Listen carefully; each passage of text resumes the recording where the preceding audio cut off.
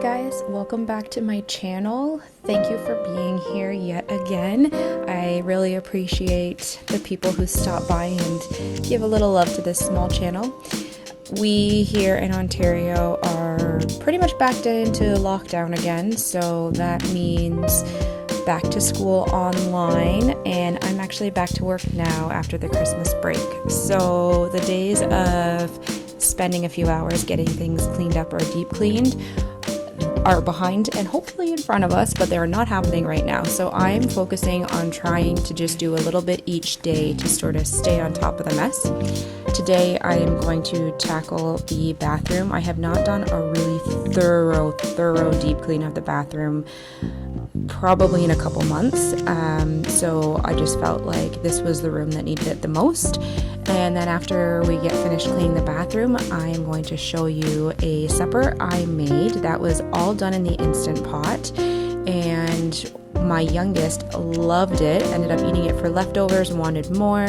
My oldest is going through a phase where he's a little afraid to try things, so he did not like it, but I would say overall it is a family-friendly, kid-friendly, plant-based recipe. So I'm using a mixture of vinegar. I don't have any cleaning vinegar, I just have regular white vinegar, as well as some Dawn dish soap, and I'm just agitating it in the bowl to try and get it sudsy, which I don't really need to do because the little brush I'm using is powerful, so it will suds it up as it cleans. But this is really great for getting like soap scum and hard water stains, because the vinegar helps to break it down, but the soap helps keep the vinegar on the spot. There were spots definitely like on my counter and stuff that I didn't really need to use that little powerful scrubber, but I really like it and I wanted an opportunity to use it, so I did, and it made my life a little bit easier when I was cleaning.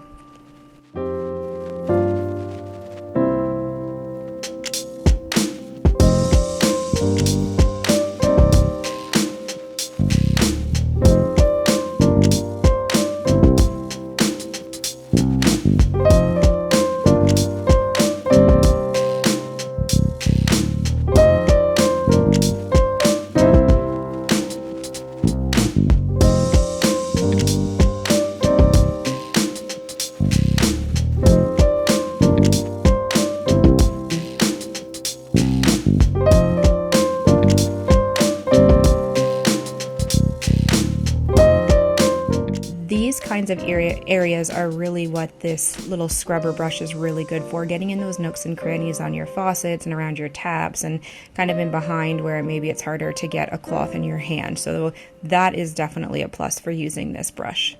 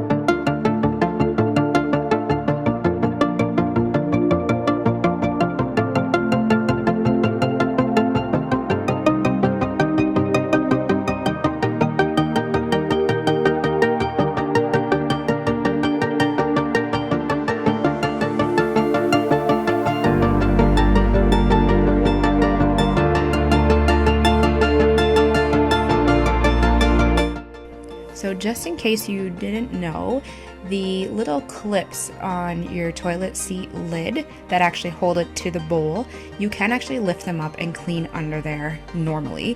We had an issue with our seat a while ago, so my husband actually secured them to the bowl, so we can't lift ours off to clean under there. But if you're at home and you're going to clean your toilet, check it out, because yours probably do lift up and you can really get in there and clean well. So I actually took all of those toys down to my husband's workshop, and he was going to bleach them all because they do tend to get slimy after they've been used for a couple weeks in the bath. And we were actually going to put them away for a little bit because the kids haven't been as interested in them lately. So we thought maybe if we put them away for a little while and just left a couple things out, then we could reintroduce a couple things maybe, you know, in a few weeks, and they might be interested again and want to play. And if not, then maybe we could just donate those and get them out of our house.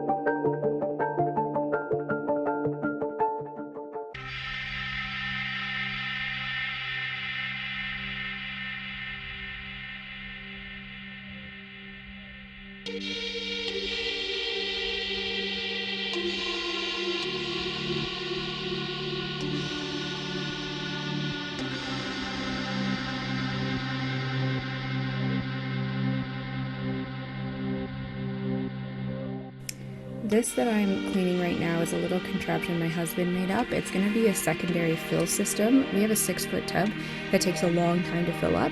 So he actually plumbed this in when we were doing the tub, and we'll eventually get it connected to, I guess, the hot water tank downstairs so that we have 2 ways of filling it up when we want to have a bath, and it will go a little bit faster.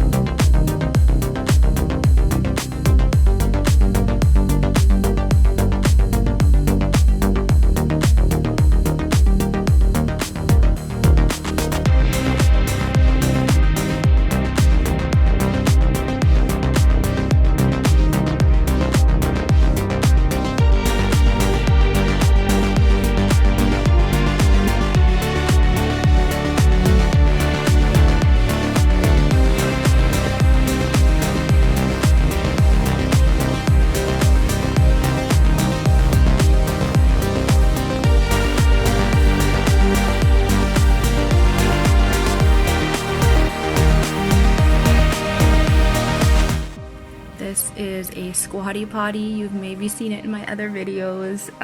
If you haven't heard of it, you can Google it, but essentially you put it at the base of your toilet and your feet go on it where you can see those footprints, and it's supposed to help put your body into a more natural position to have a bowel movement. So I don't know, I can't really say for sure if it actually has improved it, but I think we're all used to it. And the kids actually, well, not the kids, only Finn, because Oliver's not potty trained, but Finn uses it to stand on to help him pee into the toilet. So it's kind of got to function, so we're not getting rid of it anytime soon.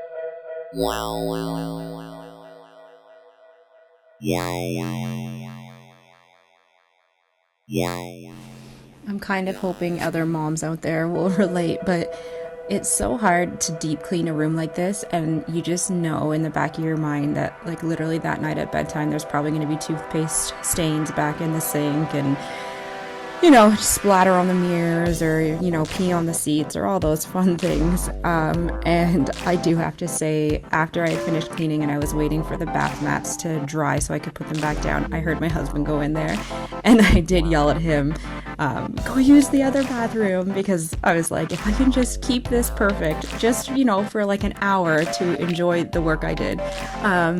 So yeah, I'm definitely that kind of wife and mom where I'm like, I just cleaned this, don't go in here. And hopefully I'm not alone in that.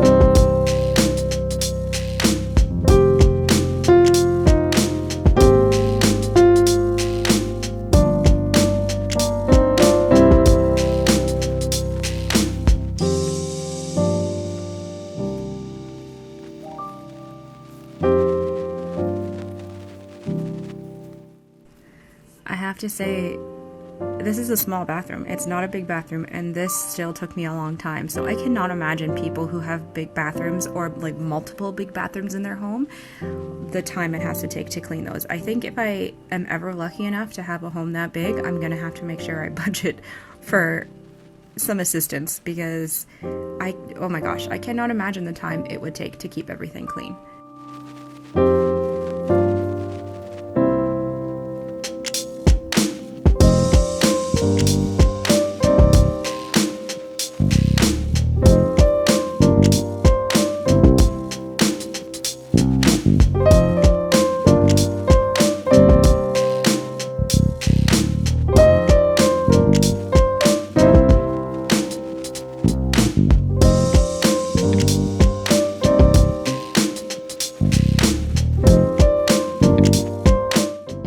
I had actually the day before washed all my oldest son Finn's pillowcases and his comforter and everything, so today I decided to do the sheets so I could get his room finished as well before heading back to work.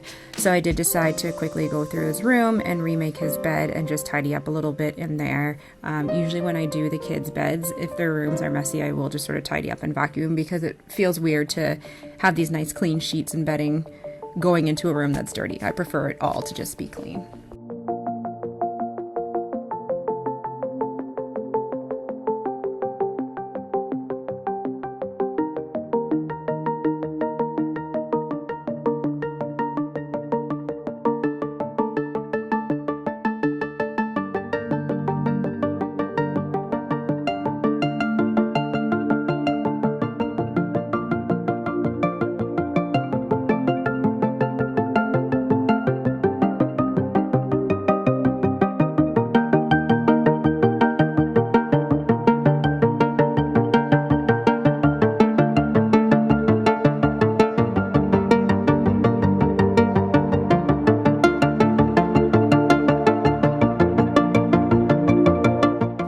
had been having lots of fun that day, but lots of fun means lots of mess, so I did ask them to just clean up a bit. As you can see, my oldest was doing a pretty good job. He was helping. My youngest was apparently not really in the mood. I asked him to throw those in the garbage, and he threw them in the bin. I tried again, and he threw them in the bin. And then as we're cleaning up all these make formers, he was taking them out and putting them back on the floor. So I did try to distract him with some cars, but then he realized we had also cleaned up all of his blocks, so he went ahead and dumped that back out. So, you know, you win some, you lose some.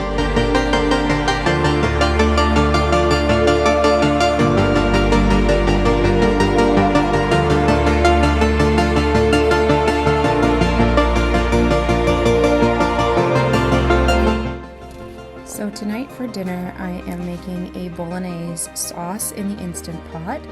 And this sauce is from a recipe book called Vegan Instant Pot. I believe the author's name is Nisha Vora. She was a Harvard Law School graduate and practiced law for 4 years before she decided to, I guess, pursue her culinary passion. And she made this cookbook, and all her recipes are done in the Instant Pot, which is really neat. So that was a gift that my husband actually got for Christmas. And I will say about this recipe, it is fairly prep heavy, so you do have to do kind of a lot in the beginning to get all your ingredients prepared, but then everything goes in the Instant Pot, so the cleanup is pretty simple, which is really nice. And I mentioned in the beginning, my youngest Oliver loved this dish and ate it multiple times. My oldest was more afraid to try it, I think because there was a lot of vegetables and a lot of things that he couldn't identify that were sticking to the noodles, which anyone with a 5-year-old knows that taste and texture and sometimes even how something looks can be off-putting, so that's fine. So if you're interested in purchasing the cookbook, or you just want to kind of get more information about it, I will put a link down in the description box, as well as her Instagram. And if you don't want to do any of that, I would suggest even just looking on Pinterest. I mean, I myself have found some really good lentil bolognese sauces on there. I think usually a bolognese that's vegetarian or vegan is made from either mushrooms or lentils to give it sort of that ground beef sort of texture. But this recipe was absolutely delicious. It was so good. So if you're vegan, if you're vegetarian, if you're just interested in trying something like a meatless meal, or just want something that's got some good veggies, this honestly was a home run. It was really, really good.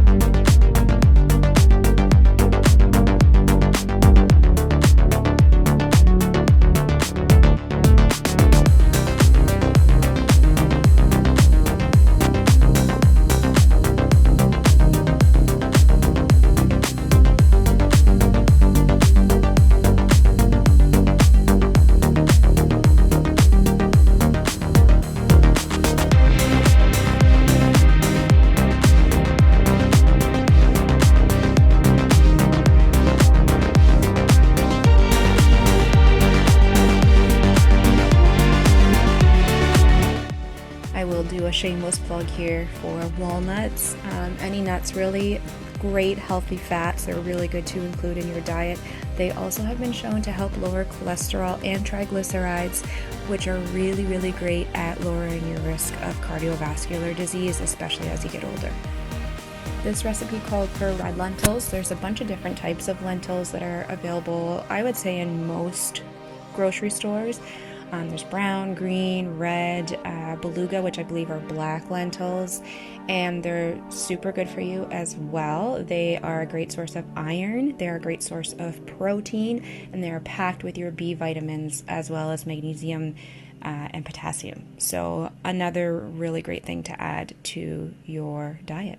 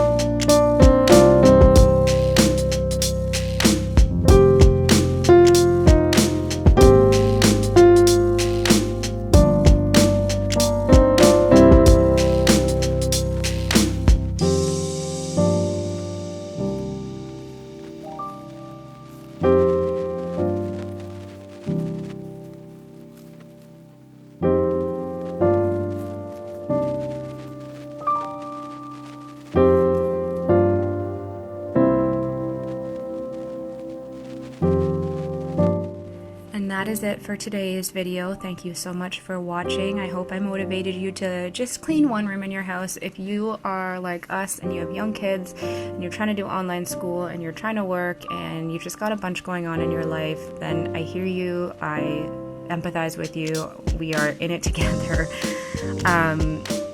But it felt good to get at least one room cleaned and to get a hearty meal made for the family. So I'm going to count that as my win for the week. I hope you guys have a great week yourselves. I would love it if you would like and subscribe to my channel, and I will see you